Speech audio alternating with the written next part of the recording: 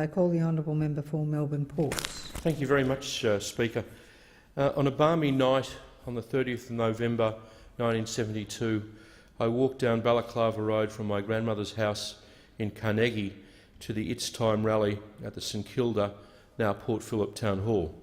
And there I met for the first time and heard Gough Whitlam, with whom I've been intermittently in contact throughout my time in politics and indeed before my entry to Parliament. He was an inspiring but flawed leader. I suppose we're all flawed. The Menzies government was the first one to tentatively introduce state aid to independent schools in the form of funding of science laboratories, but it was Gough Whitlam who ensured that the funding of non-government schools was forever non-partisan. Prior to 1970, the hard-left anti-Catholic sectarians who dominated the Victorian Labor Party hated the idea of the federal government funding of non-government schools. Whitlam understood that unless there was a needs-based, non-sectarian funding of all schools, Labor would remain unelectable. Indeed, the issue of state aid to independent schools destroyed the career of my predecessor, then Leader of the State Opposition, Clive Holding. Just days before the 1970 election, the local newspaper, the Herald Sun, reported Bill Hartley, the infamous anti-Israel head of the Victorian Central Executive, overruling Holding's pledge to give government money, state aid, to church schools. This caused Mr Whitlam, who was then the Leader of the Opposition, with the support of then ACTU President Bob Hawke, to intervene in the Victorian Labor Party and insist on the replacement of its extreme left executive.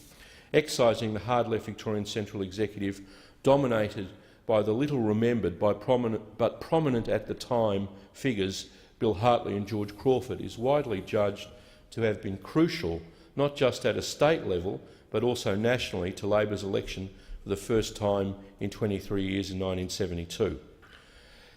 Now, Speaker, despite the ghastly ghouls in the Greens Party trying to steal Gough Whitlam's mantle after his death, Whitlam was a centrist and long an enemy of the hard left.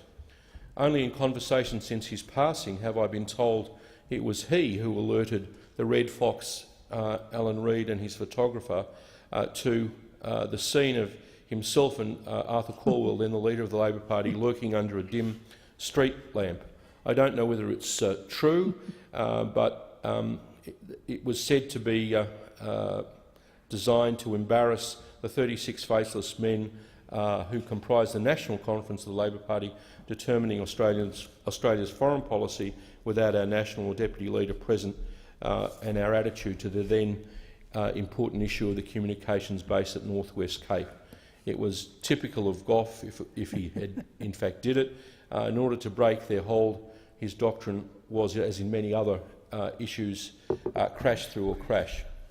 I have to record, unfortunately, that Mr Whitlam, in my view, sullied his reformist record in 1975 by proposing to take a donation from the Iraqi Ba'ath Party.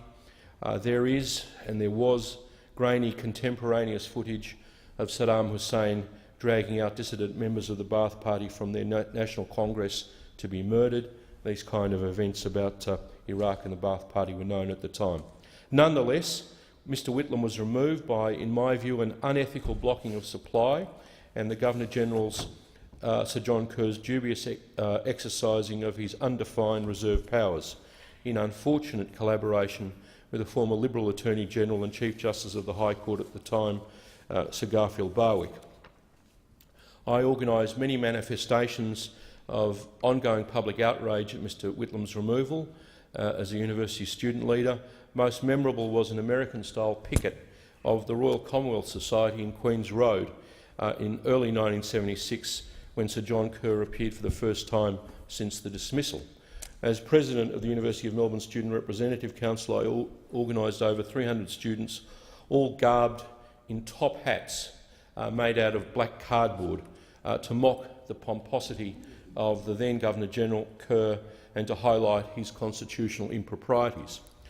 Occasionally, Speaker, through the years I saw Gough Whitlam and our relationship slowly revived. He occasionally sought to refine my speeches and questions in this place and approved of many of the historical, linguistic and geographical allusions in my parliamentary contributions.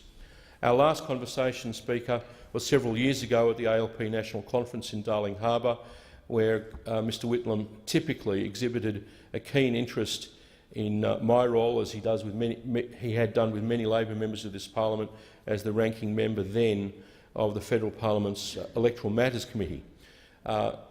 Former Prime Minister Whitlam was very anxious that the Liberals not roll back one vote, one value. He was passionate about electoral reform and believed that federal Labor had unfairly lost 3 federal elections in 1954, 61 and 69 because of the perversions of the electoral process, including gerrymandering and archaic voting laws.